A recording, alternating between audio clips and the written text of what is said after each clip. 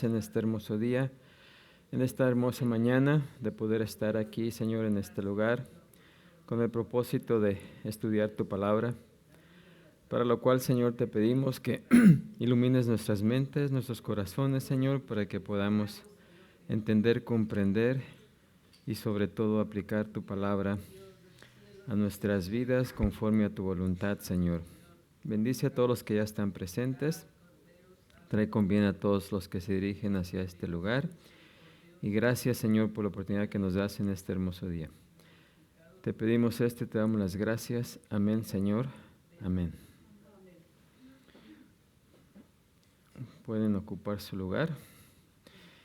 Y hoy comenzamos este nuevo pasaje en 1 Corintios 13, versículos 4 y 5, donde el apóstol Pablo empieza a describir las cualidades del amor. Y vamos a leer juntos todos los versículos 4 y 5. Dice: el amor es sufrido, el amor es benigno, el amor no tiene envidia, el amor no es jactancioso, no se envanece, no hace nada indebido, no busca lo suyo, no se irrita, no guarda. Hasta ahí. El apóstol Pablo aquí nos describe 15 características del amor, ¿verdad? Esta es la primera parte, 4 y 5, vamos a estar viendo los demás. Pero aquí el apóstol Pablo precisamente va a describir cada una de esas cualidades. En el pasaje anterior del 1 al 3, el apóstol Pablo se enfocó en el vacío que causa la ausencia del amor. ¿Se acuerdan? De todo dice: si yo hablase en lenguas humanas y angélicas y no tengo amor, vengo a ser como metal que resuena, o címbalo que retiñe. O sea, si no hay amor, no hay nada, ¿verdad?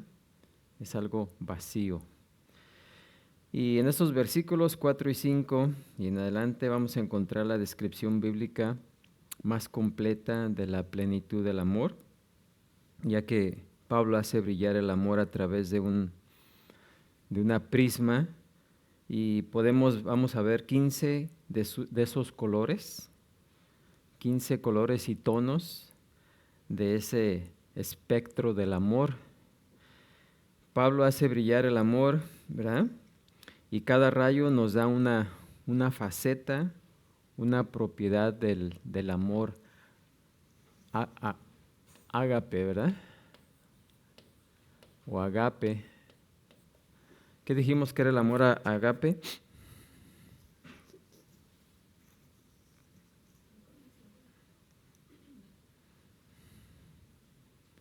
¿Se acuerdan que la palabra que el apóstol Pablo utiliza para describir el amor es la palabra ágape, que significa, pues es amor, ¿verdad?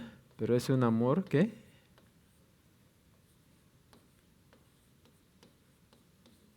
Sufrido, ¿ok? O más bien amor ¿qué?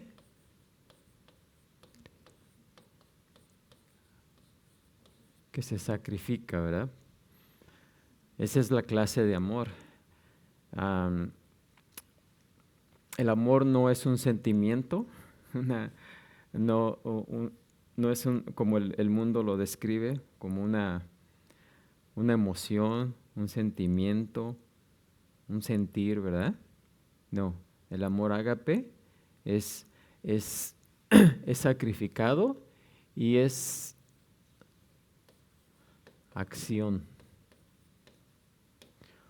¿verdad? Porque no se siente, no es algo que se siente la mejor manera de describirlo es por medio de la acción. Y todas estas características o cualidades del amor que vamos a ver, aquí aparecen como adjetivos, o sea, palabras que describen el amor, pero en el idioma original no son adjetivos, son verbos, ¿sí? O sea, es acción. No es solamente decir, sino ¿qué? Hacer, ¿sí? Así que todas estas cualidades que vamos a ver, en nuestro idioma son adjetivos, pero en el original son ¿qué? Verbos, ¿sí? ¿Y qué son verbos? ¿Qué es un verbo? Un verbo describe la acción, ¿sí? O sea, como comer, caminar, dormir, ¿sí? Todos esos verbos son de acción, algo que hacemos. Así que,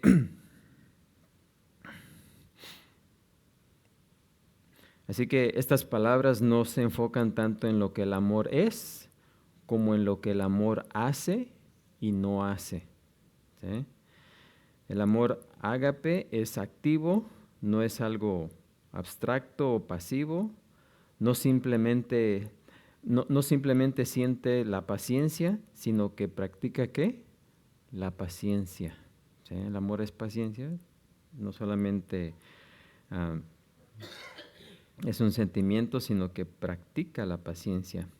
No simplemente tiene sentimientos amables, sino que hace cosas ¿qué? Hace cosas amables. No solo reconoce la verdad, sino que se regocija en la verdad. Así que el amor es solamente completo cuando actúa, ¿sí? Cuando actúa.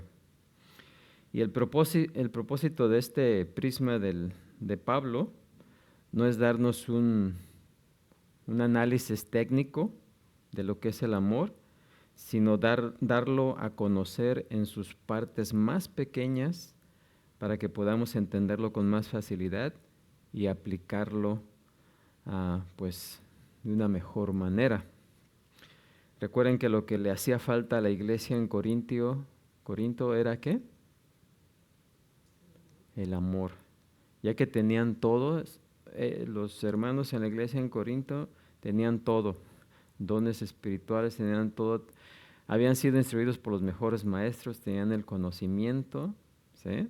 Pero lo que les faltaba era ¿qué? El amor, ¿sí? Era lo que les faltaba a los corintios, amor. Por eso es que este pasaje que se le llama como el himno del amor se encuentra precisamente aquí en Corinto, en la carta a los Corintios, precisamente porque Pablo los está instruyendo. Como no tenían amor, seguramente no conocían lo que era el amor.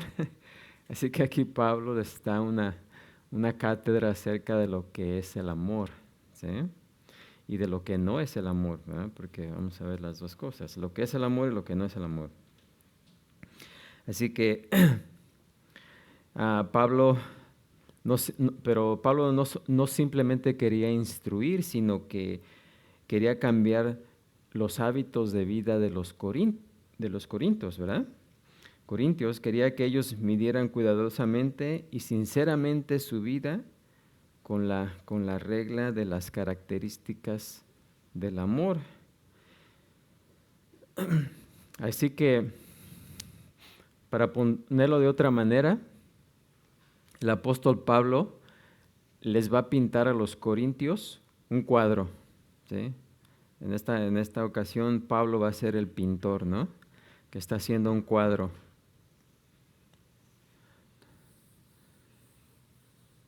Un cuadro del amor.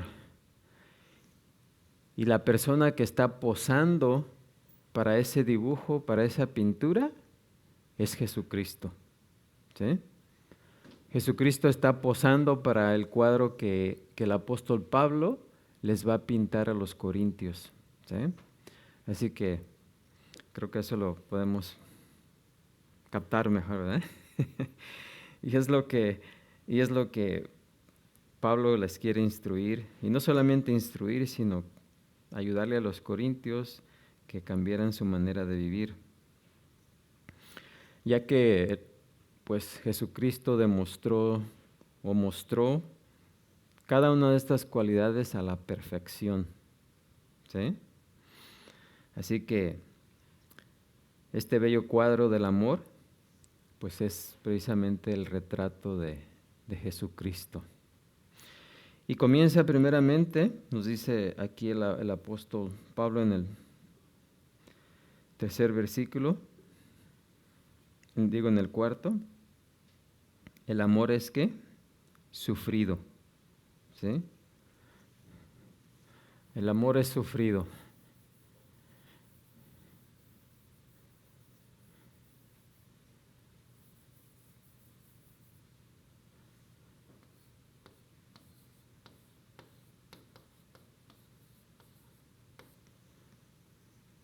El amor es sufrido, que también es, sufrimiento no es el que recibimos por algo que nos pasa, sino más que nada se refiere a que es que paciente. ¿Ok? Se refiere a eso precisamente. O sea, que sabe soportar. Paciente, o sea, que soporta con paciencia. Sufre con paciencia. ¿Sí? Y esta palabra es común en el Nuevo Testamento y se usa casi exclusivamente para ser pacientes, más que nada con las personas. ¿Sí?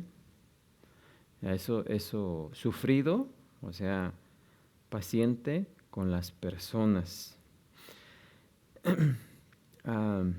No tanto con las circunstancias o con los sucesos, sino más que nada con las personas. Sufridos con las personas. ¿Sí? O sea, la paciencia del amor es la habilidad de ser molestado y que una persona se aproveche de nosotros una y otra vez y no obstante no estar ofendido o enojado. Imagínense. Crisóstomo, uno de los primeros padres de la iglesia, dijo, esa palabra se aplica a la persona que es tratada mal y que tiene la posibilidad en su mano de vengarse, pero nunca lo hace. ¿Sí? ¿Por qué? Porque la paciencia nunca toma ¿qué? Represalias. Y si ustedes se acuerdan de Jesucristo, ¿tomó él alguna represalia? Cuando lo golpearon, lo insultaron, le hicieron lo que le hicieron, ¿se mantuvo qué? Callado, ¿sí? No mencionó mal contra nadie, no dijo nada en contra de los que lo estaban insultando, nada, ¿sí? Sino que él demostró esa cualidad del amor que es ¿qué? Sufrido. Sufrido porque tomó todos los insultos, todos los golpes, todo y no regresó nada, ¿sí? Nada. En el mundo griego, en el pasado, pues, el amor que se da a sí mismo y la paciencia que no se venga eran consideradas como una debilidad, ¿sí? Eran indignas, eso sería algo indigno de un hombre o de una mujer, ¿sí? Porque lo que ellos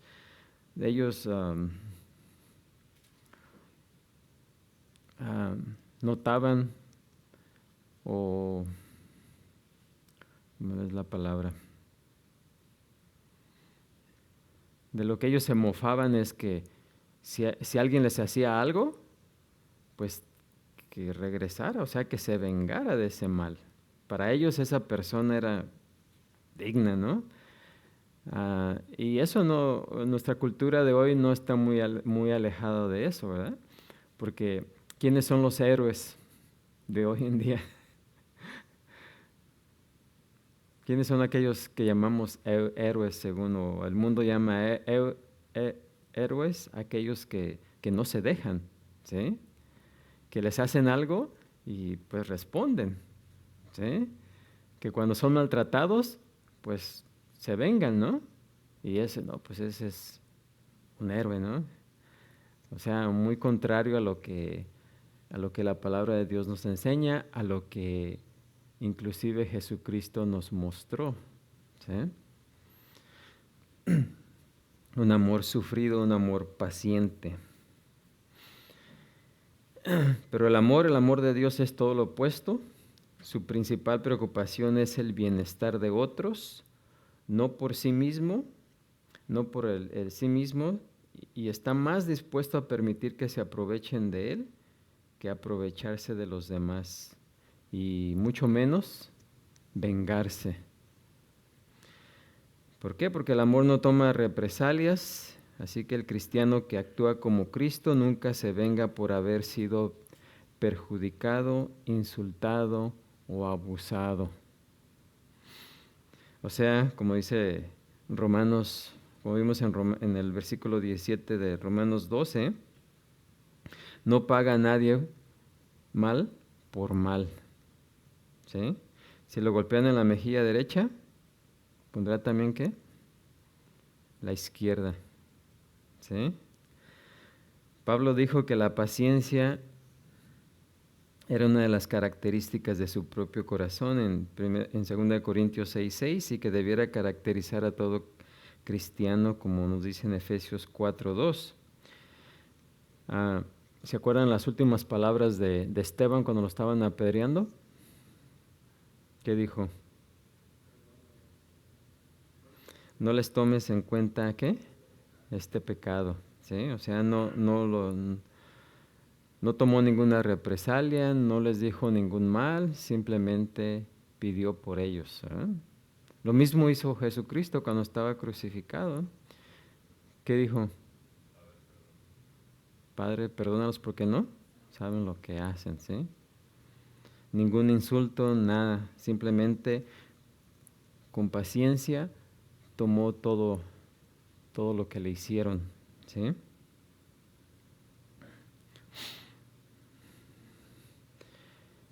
Se dice, ¿verdad? O se cuenta de un ateísta, de un ateo, llamado Robert Ingersoll, en el siglo XIX, que acostumbraba a pararse en medio de sus conferencias y a decir: le doy 5 minutos a Dios para que me mate por todas las cosas que yo he hecho en contra de Él. Y pasaba y ponía su reloj, pasaban los 5 minutos y pues no le pasaba nada. Y con eso él demostraba, ¿ya ven? Dios no existe. Y alguien dijo,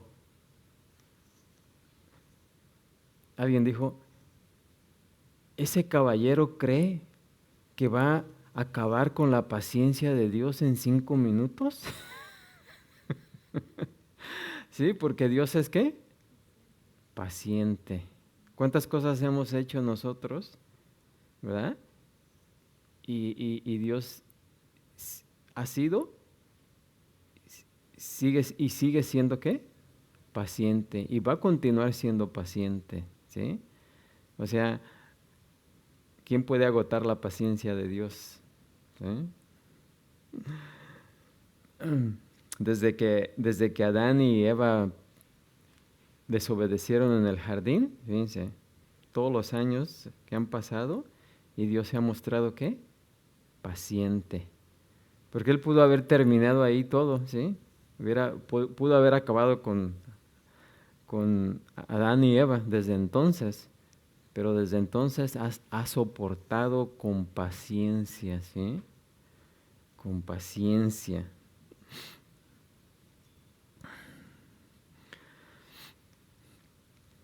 Así que Dios ha sido eternamente paciente desde entonces. Así que si el Creador es tan infinitamente paciente con sus criaturas rebeldes, ¿no debieran ser sus criaturas pacientes las unas con las otras? ¿Amén?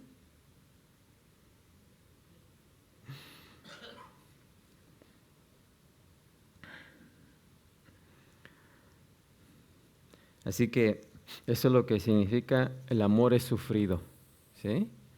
O sea, es paciente.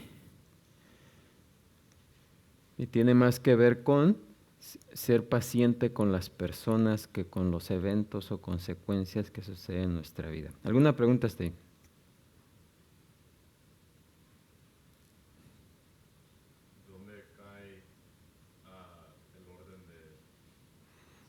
¿Dónde cae el orden de lo que sería tolerancia? Porque también Dios a veces no tolera ciertas cosas, aunque es sumamente paciente. Entonces, aquí en este caso está hablando específicamente de lo que nosotros respondemos. Recuerden, antes, esta cualidad es de sufrido. El amor es sufrido, pero se refiere a soportar el abuso de las personas. ¿Sí? Sí, entonces la pregunta es como, eso está hablando específicamente de cómo nosotros estamos respondiendo o cómo nosotros reaccionamos a las cosas de la vida, persecución, a muchas cosas, o dónde cae la tolerancia entonces aquí. O si hay dos, es que el amor es sufrido, pero también no se toleran ciertas cosas, como así como abusos. Hay mucha gente que matrimonios muy abusivos o gente que está pasando por cosas, padres abusivos, y es más de aguantar o tolerar, no tolerar, ¿dónde cae eso? Ah, pues, ¿qué fue lo que hizo Jesús? Tomó todo. Él pudo haber tomado represalias con una simple palabra. Había terminado con todos los, tanto judíos como romanos, ¿no? Pero no lo hizo, sino que soportó con paciencia todos los insultos, todo, ¿verdad? Ah, creo que la pregunta es, ¿hasta cuándo deberíamos soportar los abusos de alguien, no? Especialmente si alguien está siendo maltratado físicamente, como en el caso del matrimonio, ¿no? ¿Sí? Porque, pues, también es lo que algunos dicen, no, pues yo no puedo estar tolerando, ¿verdad? Ese maltrato continuamente. Pero ¿hasta dónde deberíamos soportarlo? ¿Hasta dónde lo soportó Cristo?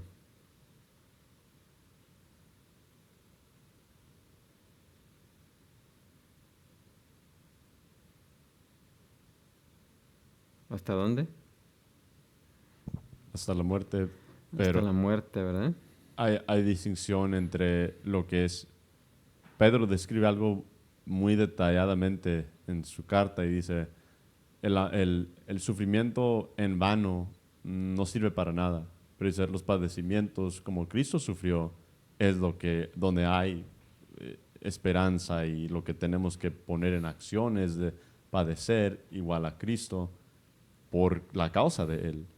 Entonces, yo veo quizás, y quizás estoy equivocado, una distinción entre tolerancia de que si estoy en mi hogar y un ladrón entra, voy a proteger mi familia, a que si estoy predicando y alguien me ataca, pues si me va a matar, que me mate, porque es padecer por Cristo. A lo contrario, voy a sufrir en vano por que yo mismo, pues, no sé, me meto en ciertos problemas o cosas así. No hay distinción ahí. Bueno, pongámoslo a lo, o sea, los corintios estaban demostrando falta de amor, ¿sí? Y Pablo escribe esta carta precisamente para corregir esa falta de amor en los corintios. Ah, o sea, a ver, se me fue la idea, pues.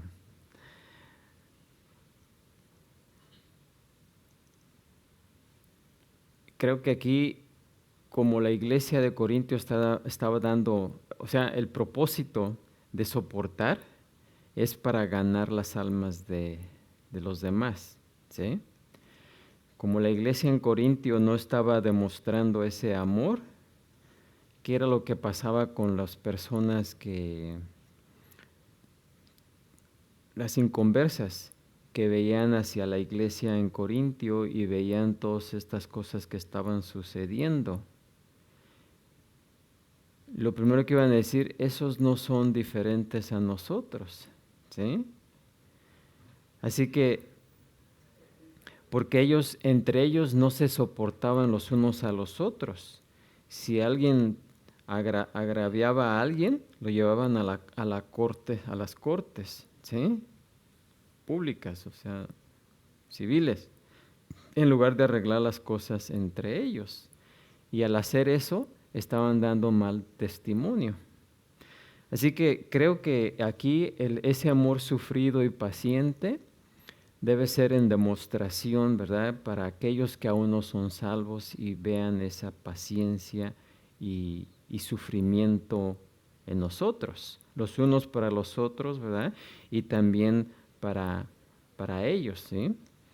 Pero al igual que el apóstol Pablo, él no estaba tolerando, fíjense, en su...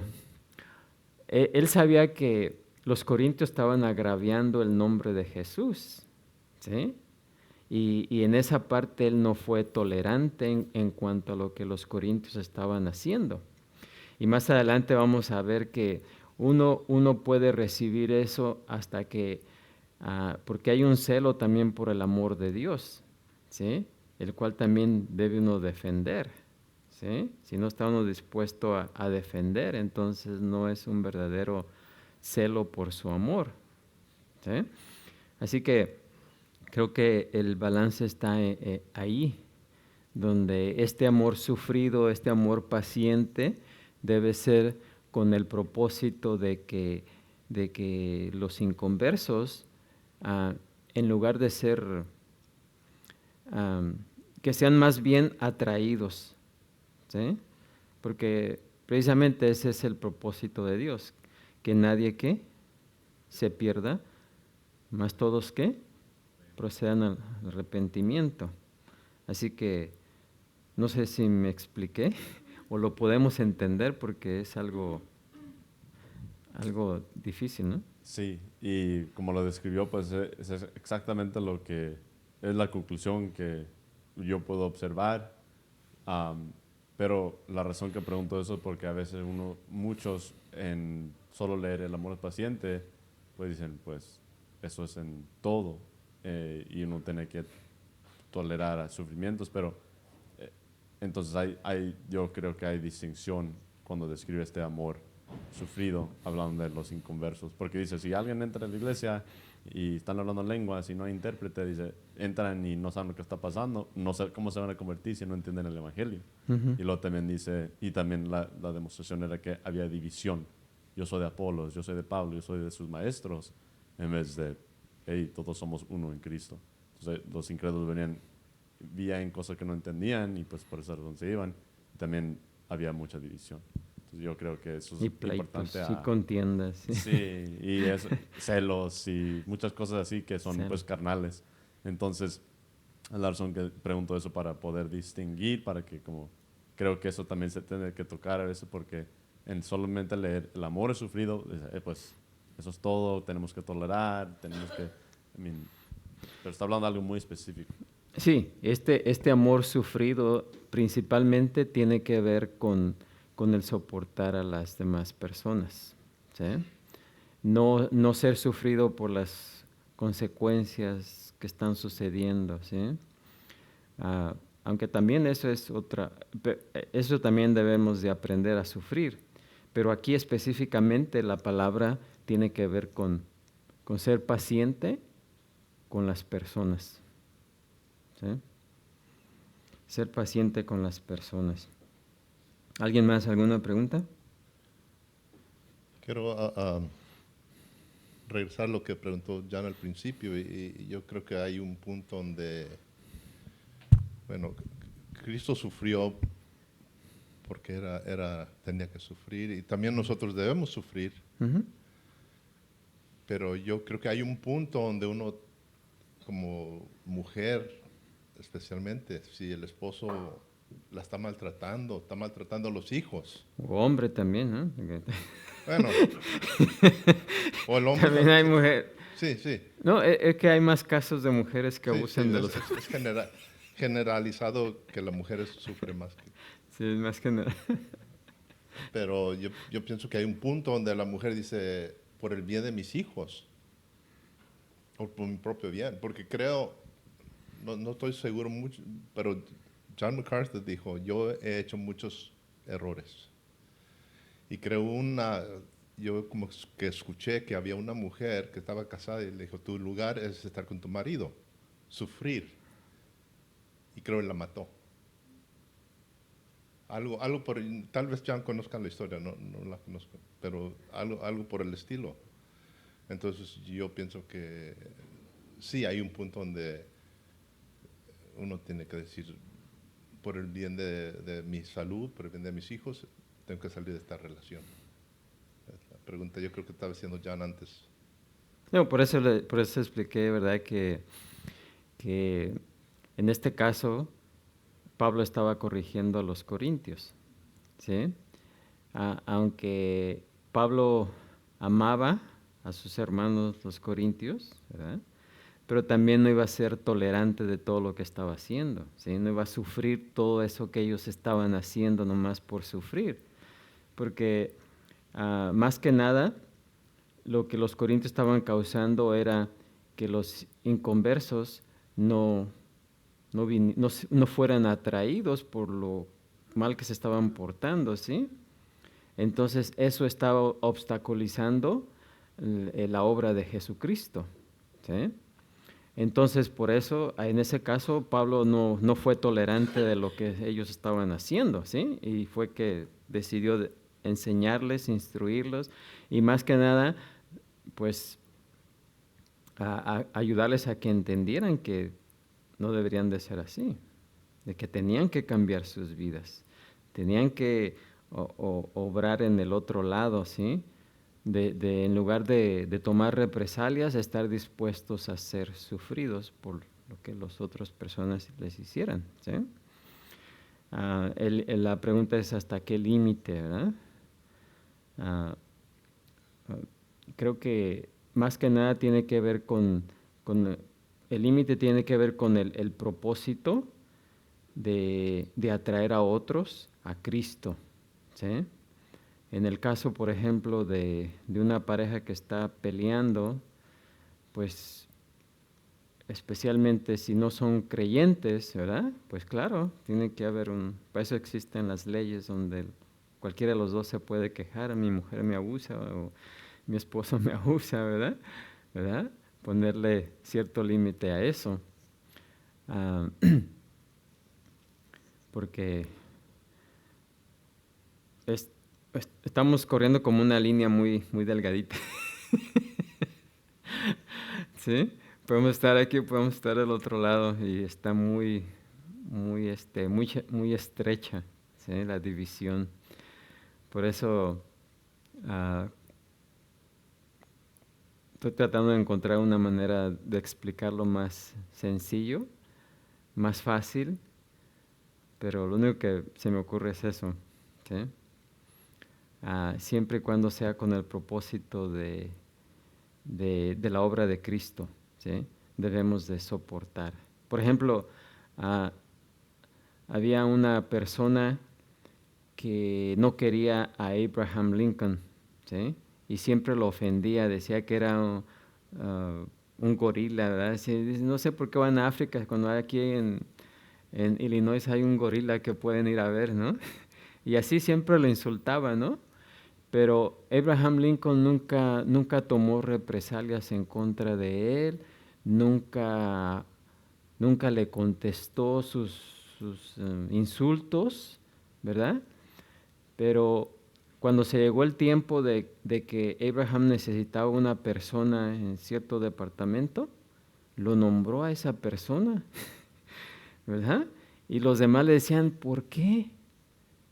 Y Abraham les contestó, porque él es la mejor persona para hacer ese trabajo, ¿sí?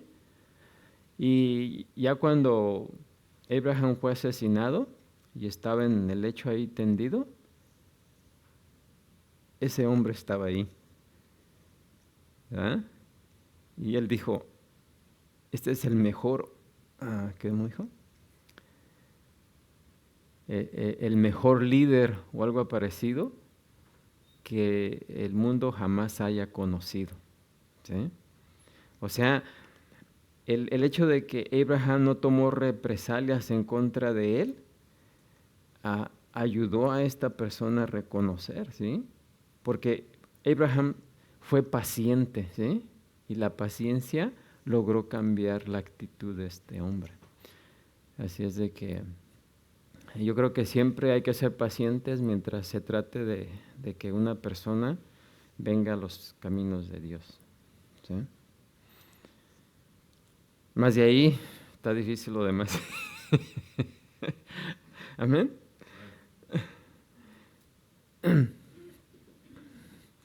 Bueno, el siguiente, el amor es sufrido, ya dijimos que quiere decir paciente. La siguiente cualidad dice es benigno, el amor es benigno. Y así como la paciencia, no va a tomar nada en contra de los demás, ¿verdad? La benignidad significa,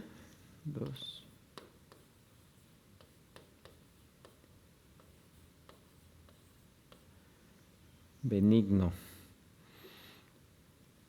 ¿qué significa? Más que nada, bondad. El amor es bondadoso, ¿no? Es benigno. O sea, va a dar todo a los demás, incluso a los enemigos, ¿sí? Es ser bondadoso con todos, inclusive con los enemigos. Así que ser benigno es completamente ser, también tiene que ver, más bien es el complemento de ser, ¿qué? Sufrido, ¿sí? Ser bondadoso significa ser útil, servicial, afable, es una buena voluntad activa. No es solo sentirse generoso, ¿verdad? sino ser generoso. No solo desea el bienestar de otros, no solamente desea el bienestar de otros, yo deseo que los demás estén bien, sino trabajar para que eso suceda, ¿sí? Ser benigno. Cuando Jesús mandó a sus discípulos, incluyendo a nosotros también, a amar a sus enemigos, no quiso decir que simplemente se sintieran amables hacia ellos, sino que fueran amables con ellos, ¿sí? Mateo 5:40 y 41 dice, y al que te quiera ponerte a pleito y quitarte la túnica, déjale también la capa, y a cualquiera que te obligue a llevar carga por 1 milla, ve con él, ¿qué? 2, ¿sí?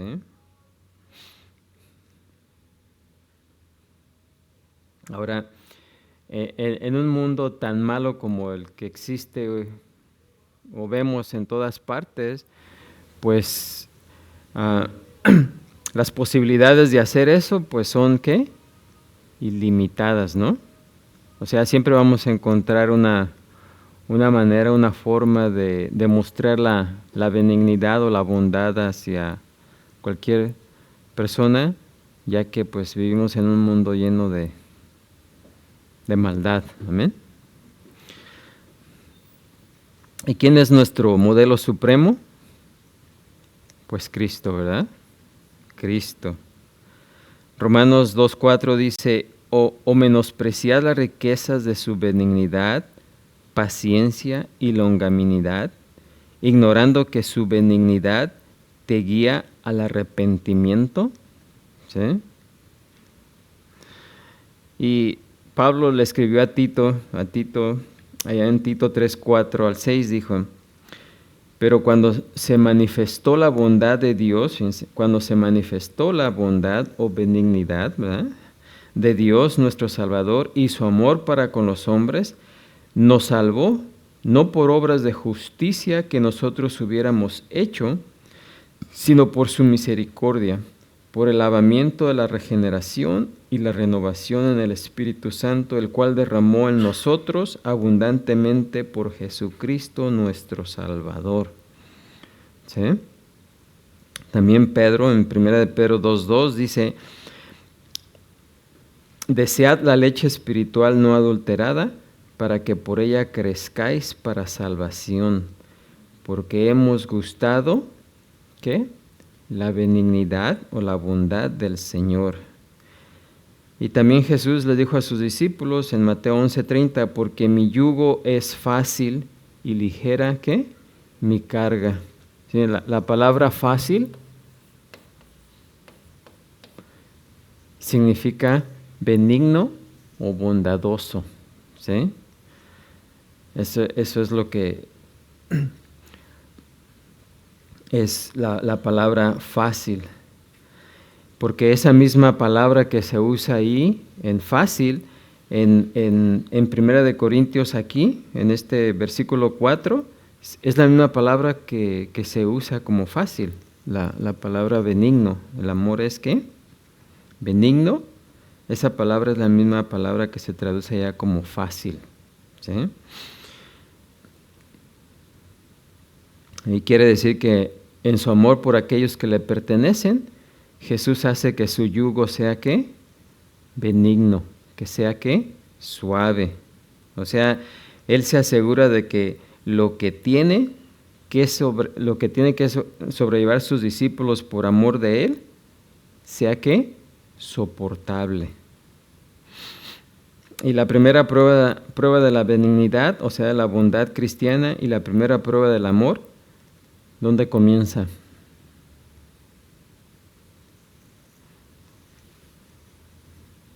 ¿Dónde comenzamos?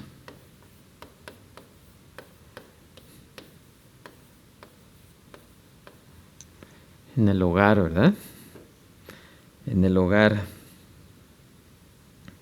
¿Por qué? Porque el cristiano, el esposo cristiano que actúa como cristiano, que es verdadero cristiano, es ¿qué? Benigno. ¿Sí? Benigno para su esposa, para con su esposa y sus hijos, ¿verdad? Los hermanos y las hermanas cristianas pues son benignos, o sea, bondadosos los unos para con los otros y para con sus padres. Así que la bondad pues comienza ¿dónde? En el hogar. Recuerden que estas descripciones o cualidades no son adjetivos, ¿son qué? Verbos. En el original son verbos. ¿Sí? Aquí dice, el amor es benigno. Es lo que estamos leyendo, ¿verdad? Pero en el original es, el amor hace ¿qué? El bien. ¿Sí? O sea, no es una descripción, es una acción de hacer el bien, de ser bondadoso, ¿verdad? Actuar bondadosamente con las personas, al punto de llegar al amor que se sacrifica cuando es necesario, ¿sí? Y pues para los corintios, la bondad o la benignidad significaba que tenían que abandonar sus actitudes egoístas, ¿verdad? Sus actitudes celosas, maliciosas, orgullosas, y pues adoptar ese espíritu de bondad. Y pues eso permitía que, entre otras cosas, que sus dones espirituales pues fueran ministrados verdadera y eficazmente en el espíritu, en vez de ser falsificados, ¿verdad? Como lo hacían ellos superficialmente, ¿verdad? Decían que tenían cierto don espiritual, pero realmente solamente lo estaban ¿qué? Falsificando, porque los que no tenían querían tenerlo. Y no solamente querían tenerlo, sino que actuaban como si lo tuviesen. ¿Sí? Así que, pues, conocer que el amor es benigno, que hace el bien, que es bondadoso, un amor que hace eso, pues no iba a poner un alto rápido a lo que ellos estaban haciendo. ¿Sí? Así que eso es lo que significa benigno, bondad. Amén. ¿Alguna pregunta ahí?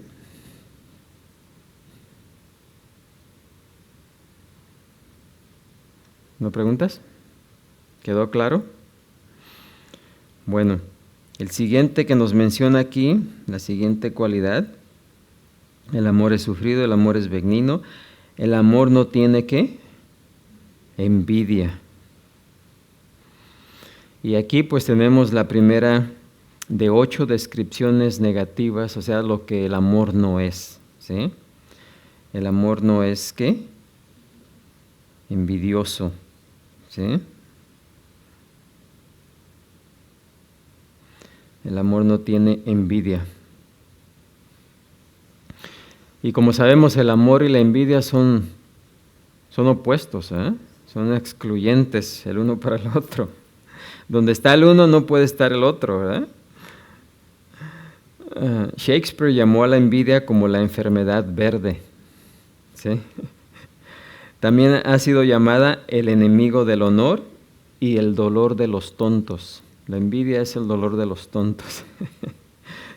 Mateo 20:15, Jesús se refirió a ello como el ojo malo, ¿sí? Ojo malo, que es precisamente el sentido literal de la expresión. Y la envidia, bueno, aquí vamos a poner, no tiene ¿qué? No tiene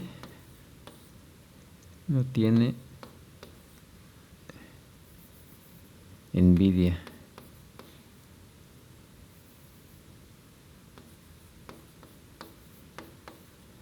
Envidia. Ahora, la envidia tiene dos formas. Una de ellas dice, quiero lo que esa persona tiene, ¿sí? Porque esa es la envidia. Yo quiero lo que esa persona tiene. Si tiene un automóvil mejor, pues la persona lo quiere, ¿no? Yo quiero ese carro, yo quiero esa casa, ¿sí? Si alguien recibe algún elogio, pues yo también quiero ese elogio, ¿sí? Ahora, esa envidia de por sí ya es mala, ¿no? Pero hay otra clase de envidia que dice, me gustaría que no tuviera lo que tiene, ¿sí? Y esa ya es más profunda, ¿no? Y esa segunda clase de envidia es más que egoísmo, es desear el mal para la otra persona, ¿sí? No es simplemente decir yo quiero lo que esa persona tiene, sino yo quisiera que esa persona no lo tuviera, ¿sí? Y ese pues es una envidia más profunda, más corruptiva, más destructora. Esa es la envidia que Salomón descubrió en la mujer, ¿se acuerdan? Que pretendía que partieran el hijo en dos partes, ¿eh? Fue cuando Salomón le dijo, no, pues vamos a partir al hijo en dos y le vamos a dar la mitad a cada una. Ahí se demostró esa clase de envidia, ¿sí? La que no era la mamá quería que el niño muriera con tal de que no se lo dieran a la mamá. ¿Ajá? Cuando la madre, la verdadera madre dijo, yo estoy dispuesto a que se quede con él con tal de que mi hijo no pierda la vida, ¿sí? Así que esa es la clase de envidia, la que no solamente quiere lo que otra persona tiene, sino que quisiera que esa persona no lo tuviera, ¿sí?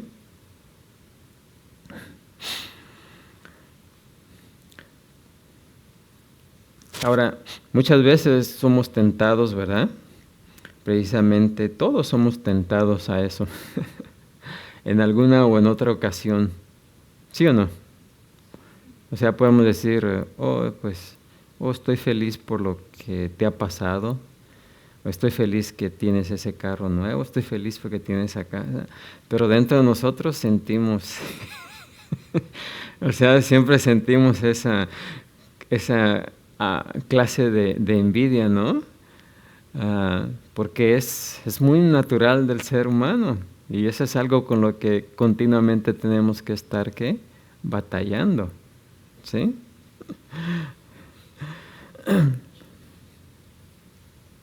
Y claro, para algunas personas pues aún desean que esa persona ni lo tuviera, ¿verdad? Es un celo, es un fuerte deseo, ¿verdad? Que procede también, del cual procede la palabra celo, ¿sí? Es una envidia, celo. Y también el celo se usa tanto en un sentido favorable como en un sentido desfavorable en las Escrituras, ¿sí? Aquí en 1 de Corintios, en este versículo 4, pues podemos ver que el significado es claramente ¿qué? Desfavorable, ¿sí? Lo que nos da la razón de por qué el versículo 31 debiera ser tomado como una declaración de hecho, ¿sí? ¿Qué dice el versículo 31? Procurad pues los dones mejores. ¿Ya se acuerdan que aclaramos lo que quiere decir, lo que no quiere decir ese versículo? ¿Se acuerdan o ya no se acuerdan?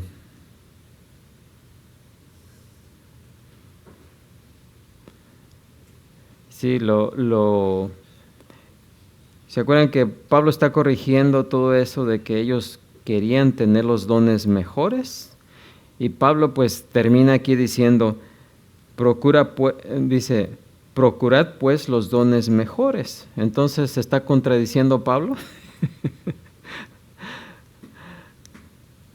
Pues no es que se esté contradiciendo. Una cosa es desear buscar como mandamiento los dones, ¿sí? Porque cada uno de nosotros debemos desear encontrar el don que Dios nos ha dado, a diferencia de envidiar el don que alguien más tiene, ¿sí? Así que Pablo se está refiriendo más al mandamiento de desear encontrar nuestro don, ¿sí? No al envidiar el don de alguien más.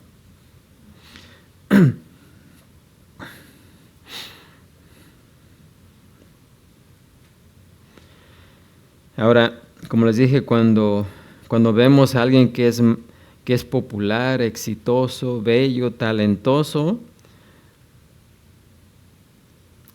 siempre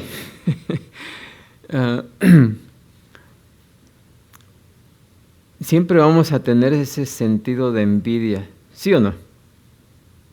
Siempre va a pasar por nuestra mente ese sentimiento de envidia, ¿sí? Pero tenemos que dominarlo, ¿no? Dominarlo. Pablo nos da un ejemplo. ¿Se acuerdan cuando él estaba en la cárcel? Quizás en Roma. Y los jóvenes predicadores o los que andaban predicando, pues acusaban a Pablo de que tal vez Pablo estaba en la cárcel por algo que había hecho, ¿no? Pero Pablo no tenía envidia de lo que estaba sucediendo, ¿verdad? Él se reconfortaba y decía, con que Cristo sea predicado, yo estoy bien, ¿sí? Porque la palabra de Dios es la que tiene el poder, no el mensajero, sino la palabra. Y mientras Cristo fuera predicado y proclamado, el sentido de celo que los demás tuvieran hacia él no le perjudicaba, o sea, no se sentía mal, ¿sí? Siempre y cuando Jesucristo fuese ¿qué? Predicado.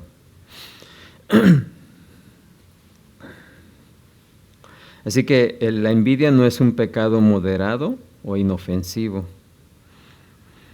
Por ejemplo, Eva tuvo envidia ¿de quién? De Dios, ¿sí? No podemos,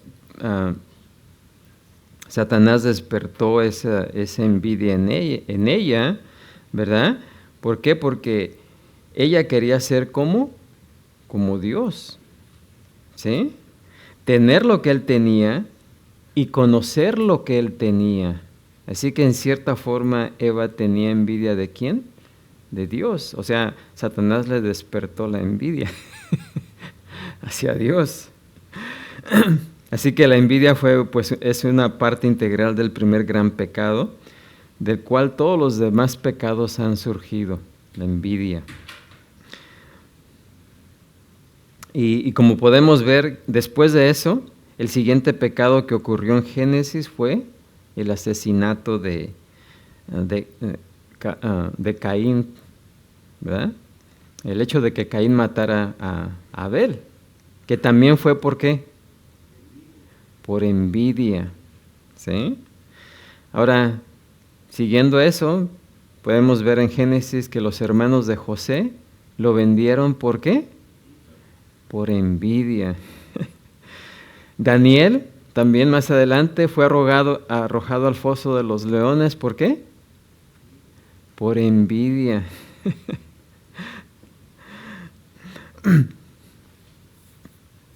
El hijo pródigo también, ¿se acuerdan? Su hermano también fue movido ¿por qué? Por la envidia, ¿sí? Así que en la Escritura podemos encontrar muchas ilustraciones acerca de la envidia. Dice Proverbios 27:4, dice, cruel es la ira e impetuoso el furor, mas ¿quién podrá sostenerse delante de la envidia? ¿Sí? Es peligroso, ¿no? Es peligroso. Porque la envidia cuando es extrema tiene una malevolencia que no tienen otros pecados, ¿sí? Santiago 3:14 al 16 dice, pero si tenéis celos amargos y contención en vuestro corazón, dice, celos amargos y contención en nuestro corazón, dice, no os jactéis ni mintáis contra la verdad, porque esta sabiduría no es la que desciende de lo alto, sino terrenal, animal, diabólica, porque donde hay celos y contención, ahí hay perturbación. Y fíjense lo que dice, y toda obra ¿qué? Perversa. ¿Sí? La envidia es tremenda. Así que la ambición egoísta que está alimentada por los celos es a menudo brillante y exitosa, dice, pero su sabiduría es diabólica y su éxito es destructivo. Ahora, contrario a la envidia, también podemos ver un ejemplo en la Escritura. ¿Se acuerdan de Jonathan? El hijo de Saúl, ¿verdad? Que él amaba completamente a David, ¿sí? Y fíjense que Jonathan no le tenía celos o envidia a David. Alguien podría decir, bueno, ¿y por qué le iba a tener Jonathan envidia a David? Recuerden que Jonathan hubiera sido el siguiente, ¿cómo se dice? En línea al trono de Saúl, ¿sí? Y él sabía que David estaba mejor calificado para eso, mas sin embargo no le tenía envidia. En contraste a Saúl, que él sí le tenía envidia a David y lo quiso matar. O sea, en varias ocasiones. Una vez le lanzó la flecha, ¿verdad? Porque a eso lo movió la envidia a Saúl, ¿sí? Y precisamente Saúl perdió su trono, ¿verdad? Y su bendición a causa de esos celos, de esa envidia que le tenía ¿a quién? A David, ¿sí? Y podemos ver otro, por ejemplo, Eliezer,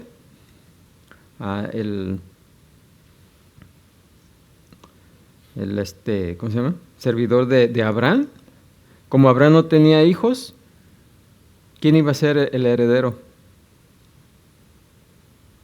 Él. ¿Sí?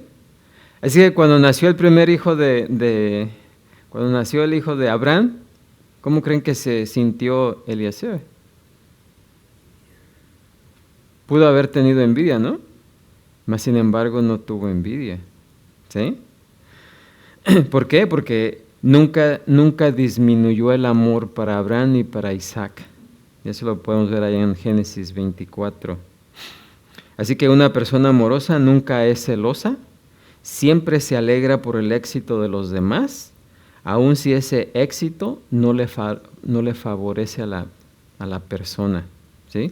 Porque no tiene, el amor verdadero no tiene ¿qué? Envidia. Y se goza, se regocija con el éxito de los demás. ¿Alguna pregunta ahí?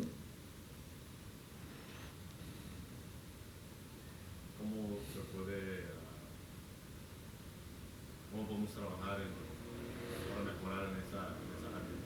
Porque es una de las cosas que muchos hoy en día es muy difícil para hacer.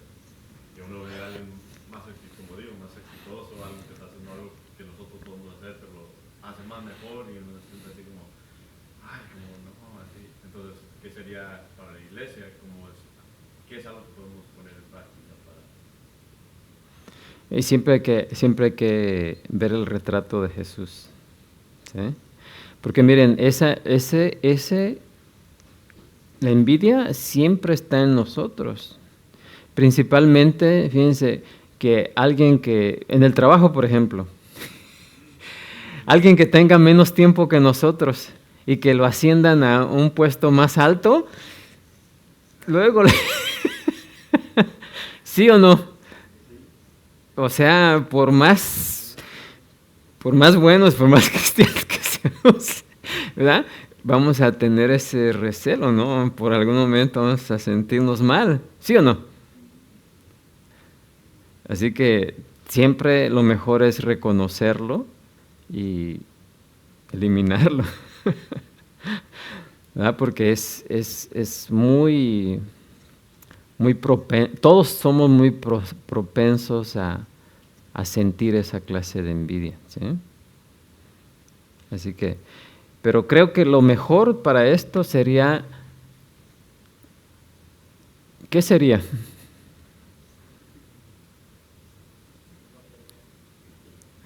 Sí, pero sabemos que todos estamos propensos a la envidia, ¿sí? Todos. Es algo que ya viene en nosotros, ¿sí? Creo que ¿cómo se le llama a lo que contrarresta el veneno? El antídoto sería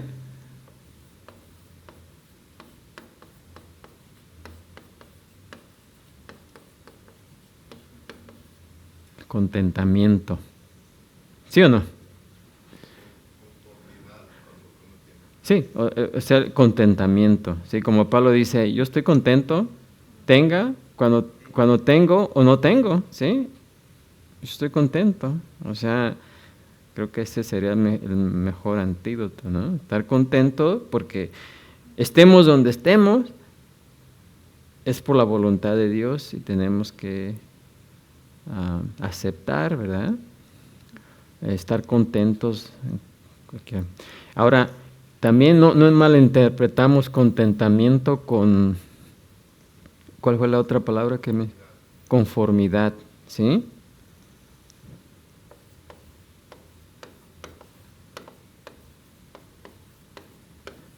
Porque en cierto caso la conformidad puede ser en el lado, ¿cómo se dice? Lado no productivo, lado no bueno. Si somos muy conformistas, ¿verdad? No vamos a hacer nada. ¿Sí? En el sentido de que uno tiene y otro no. Y uno dice, no tenemos, pero tenemos algo más grande. Tenemos el amor que tenemos a Dios. Conforme a lo que hemos recibido del Señor. Sí, en ese aspecto. pero no en el aspecto de conformista de cruzar los brazos y esperar que Dios nos dé todo, ¿verdad? Porque tampoco eso es bíblico, ¿sí? O sea, algunos dicen, deja que Cristo o Dios obre en tu vida. Deja que Dios obre en tu vida y ya por eso nos quedamos ahí cruzados de brazos. O sea, por ejemplo, si no tenemos trabajo y le pedimos a Dios un trabajo, decimos, pues yo voy a esperar la voluntad de Dios. ¿Ya? Si Dios me quiere dar un trabajo, van a venir a tocar a mi puerta. ¿Verdad? Tampoco así, ¿no? No, sí. O sea, tenemos que actuar en fe, ¿sí? En fe, salir a buscar sabiendo y confiando que vamos a encontrar. Dice, el que busca, ¿qué? Encuentra. ¿Necesito un trabajo? Voy y lo busco porque tengo la fe que Dios me va a ayudar, pero siempre y cuando yo ande, ¿qué? Haga algo al respecto, ¿no? Busque. No, el trabajo no me va a caer del cielo, aunque Dios puede hacerlo, ¿no?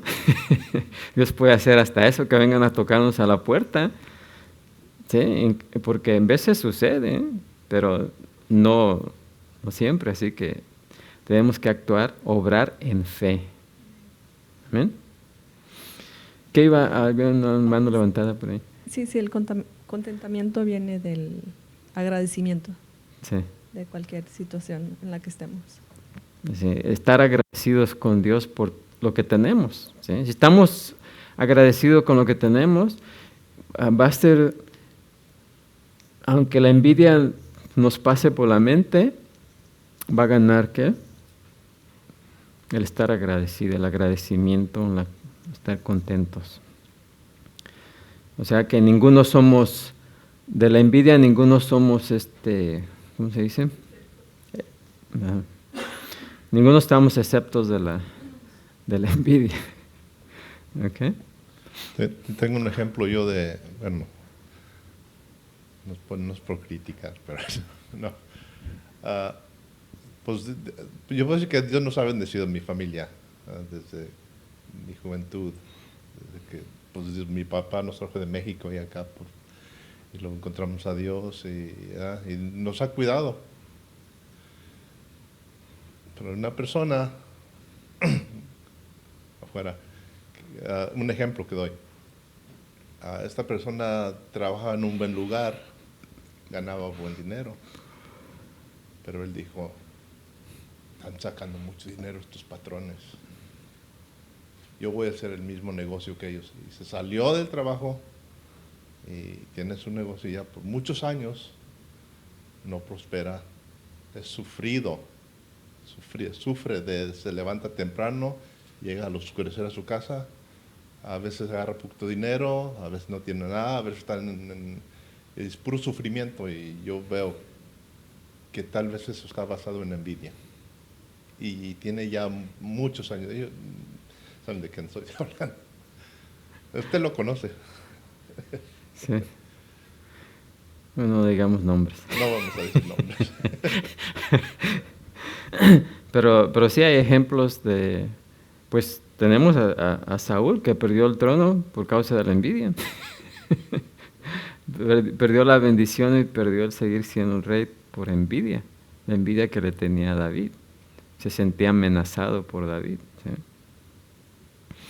Bueno, pero sí debemos reconocer, ¿verdad?, que precisamente los corintios actuaban ¿por qué? Por envidia. ¿Sí? Así que por eso Pablo dice, hey, el amor no tiene ¿qué? Envidia. Necesitaban entender eso. Y muchas de las cosas que suceden miren, el trato de los seres humanos unos con otros siempre es muy difícil. Es muy difícil, ¿sí?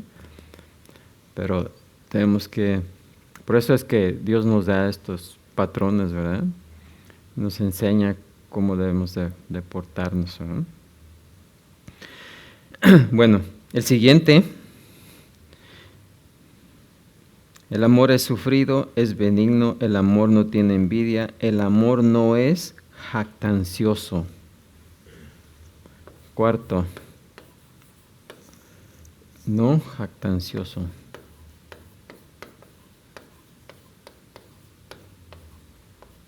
¿Y qué quiere decir jactancioso?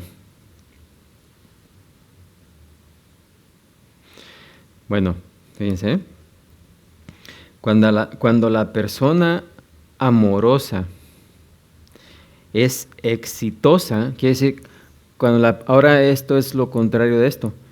Bueno, cuando la persona exitosa, ¿verdad? La persona que verdaderamente es amorosa y es exitosa, no se dedica ¿a qué? A jactarse, ¿sí? No es jactancia.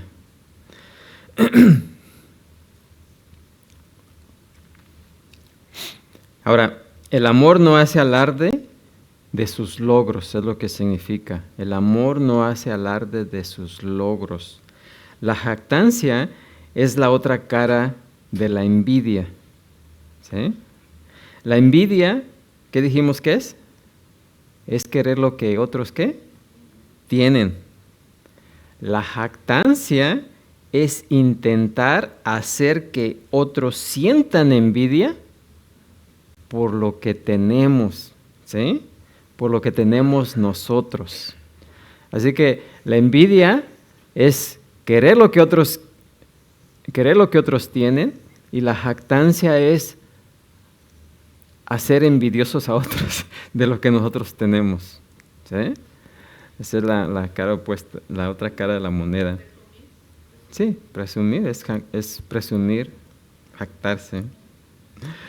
La envidia es para rebajar a los demás. La jactancia es para elevarnos a nosotros mismos. Y es irónico pensar, a pesar de lo mucho que nos molesta nos molesta que otros sean presumidos, ¿sí o no? Pero de alguna u otra manera nosotros nos sentimos inclinados a presumir cuando a nosotros, por lo regular, pues no nos cae bien una persona que es presumida, ¿sí o no? A todos nos molesta una persona presumida, pero es lo que más intentamos nosotros hacer. Miren, se los voy a demostrar. Cuando alguna persona está diciendo, oh, yo no acabo de venir de cierto lugar y es un lugar bonito, ¿verdad? La otra persona que esté escuchando no espera el momento para decir, oh, eso no es nada, yo fui a este lugar. ¿Sí?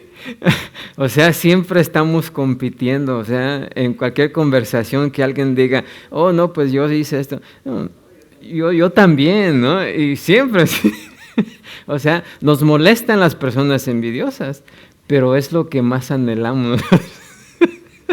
Digo, presumidas, ¿verdad?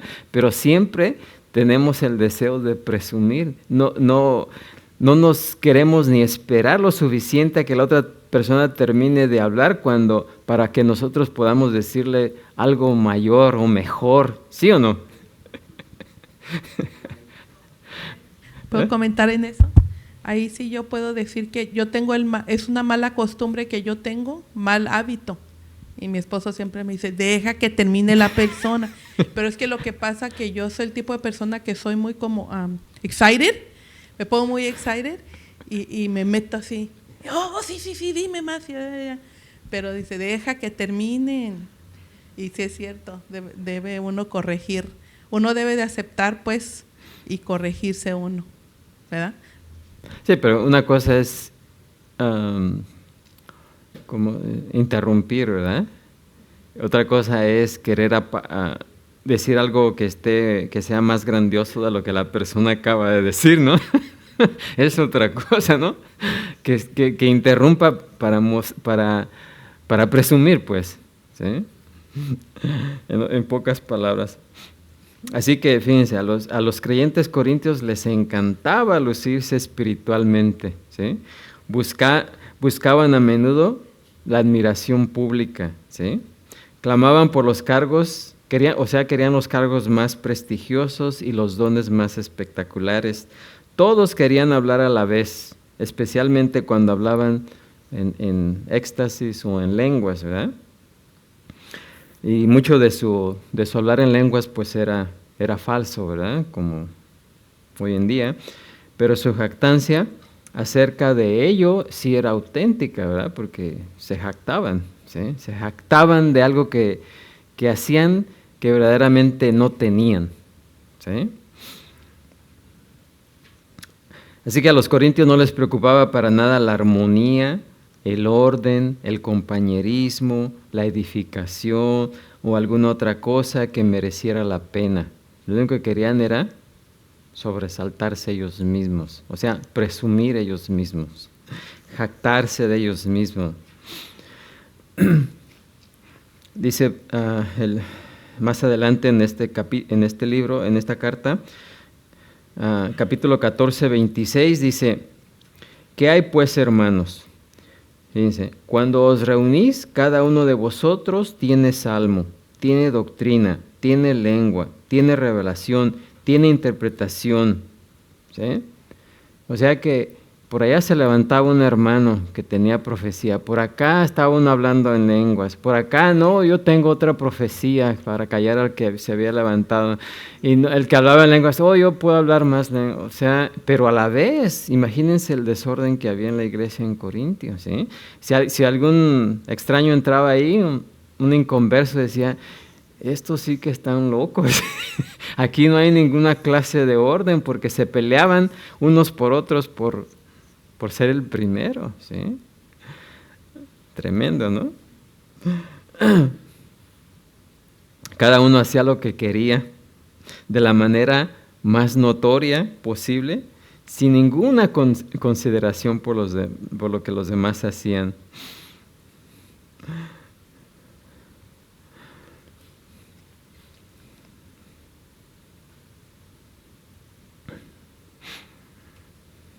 Así que es imposible edificarnos a nosotros mismos sin rebajar a otros, ¿sí? Siempre que estemos presumiendo, vamos a estar poniendo a alguien más por debajo, ¿sí? Ahora, Jesús es el ejemplo, ¿verdad? Fíjense lo que dice Filipenses 2:6, el cual, siendo en forma de Dios, fíjense, no estimó, ¿sí? O sea, no presumió, podemos decir, no presumió ser igual a Dios como cosa a que aferrarse, sino que se despojó a sí mismo tomando forma de siervo y estando en la condición de hombre, se humilló a sí mismo. Así que Jesús, que lo tenía todo, Jesús que sí verdaderamente podía jactarse, porque Él sí lo tiene todo, ¿verdad? Pero jamás lo hizo, ¿sí? Jamás lo hizo, ¿no? Pero nosotros, que no tenemos nada, que no tenemos nada para jactarnos, tenemos gran tendencia a hacerlo, ¿sí o no? ¿Sí? Así que solo el amor que viene por medio de Cristo Jesús nos puede salvar de presumir acerca de nuestro conocimiento, habilidades, dones, logros, ya sean auténticos o imaginados. Sí, porque mucho de lo que presumían los corintios eran cosas que se imaginaban ellos que tenían, pero no tenían, ¿sí? Bueno, ¿alguna pregunta o comentario en cuanto a no ser jactancioso? El amor no es jactancioso, no es presumido. ¿Cómo se ve eso en los matrimonios, por ejemplo, cuando alguien se jacta? Pues la jactancia siempre es de que el deseo de... Recuerden, el deseo de la mujer es el... ¿Qué? ¿Cuál es el deseo de la mujer en el matrimonio que no conoce de Dios? Y la inclinación de la mujer. Usurpar o dominar. Sí, Dios puso al hombre por cabeza, ¿no? Pero la mujer siempre va a estar combatiendo eso, ¿sí? Porque también ella quiere ¿qué? ¿Sí? y el hombre siempre quiere tener a la mujer ¿qué? Abajo. Y la mujer no se va a dar. Así que esa es la pelea que siempre hay ahí, ¿sí? De esa manera se puede jactar. Especialmente el hombre se jacta diciendo, recuerda que Dios me puso a mí por cabeza. El hombre es cabeza de la mujer, dicen. ¿Sí o no? Y muchos, inclusive creyentes, se jactan de eso. ¿Sí? Pero no es así. Para que el marido gane la admiración de su esposa o su mujer, el marido se lo tiene que ganar, ¿no? ¿Sí? Tiene que ser ganado. También como la esposa, pues también, ¿verdad? O sea, pero no jactarse el uno del otro. Pero esa sería una forma en que en el matrimonio uno se puede jactar del otro. ¿Sí? Jactar sería también así como cuando, digamos, un esposo llega a la casa y pues dice, llega a la casa y tiene hambre, porque yo he visto eso, y tiene mucha hambre y la esposa trabaja o no trabaja, pero luego como uno tiene que como subir de nivel, subir de como, yo trabajé todo el día, yo me esforcé, yo quebré mi espalda y no me puedes hacer de comer. ¿Eso también es jactar o...? Así que siempre hay gente que entra sí, y... porque literalmente le está diciendo, tú estuviste aquí en la casa, no hiciste, yo estuve trabajando todo el día, el rayo del sol y tú aquí nomás. Cuando la mujer también en la casa, pues, hay un trabajo que nunca se acaba. Y eso, ahí sí se debe de, siempre, aun si uno trabaja, pues uno debe de tomar en cuenta, una esposa que si no trabaja debe de tomar en cuenta eso y pues esforzarse así. Pero un esposo no debe de llegar al hogar y decir, pues trabajé todo el día Sí, y presumir, ¿no? ayudar. Sí. Presumir de trabajador, de que la mujer no hace nada. Bueno, pues se nos acabó el tiempo y vamos a detenernos y vamos a dar gracias a Dios. Padre Santo, Señor Todopoderoso, gracias, Señor, te damos por tu palabra, de la cual, Señor, podemos y continuamos, Señor, aprendiendo, porque realmente hay cosas hay inclinaciones en nuestro ser por naturaleza